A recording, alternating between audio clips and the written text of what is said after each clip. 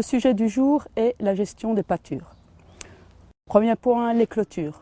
Le niveau de la clôture doit être adapté à la taille du cheval. On va compter 1 mètre, 1,20 m pour un poney âne, jusqu'à 1,45 m pour les étalons. Donc type de clôture, toujours choisir quelque chose de bien visible.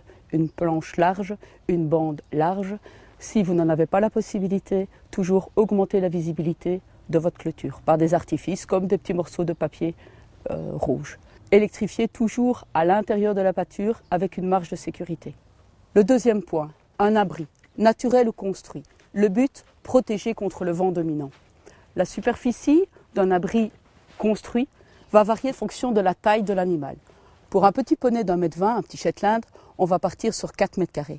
Et on va doubler cette surface pour un cheval de plus d'1,70 m au garrot. Faites toujours attention, si l'abri va servir pour plusieurs chevaux, d'avoir plusieurs distributeurs de nourriture et que la surface soit suffisamment grande pour qu'il n'y ait pas trop de compétition. Point 3, les essentiels. L'eau, le sel et la nourriture. Un cheval va boire entre 25 et 50 litres par jour en fonction des conditions climatiques. Le sel est indispensable. L'herbe et le fourrage sont une alimentation complète, sauf en sel, en sodium. Une pierre à sel simple doit toujours être présente dans les pâtures. Et il faut savoir, point de vue nourriture, qu'en bonne saison, au printemps et au regain, septembre-octobre, un cheval de 500 kg sera nourri en seulement 4 heures de pâture. Dernier point, la gestion des pâtures.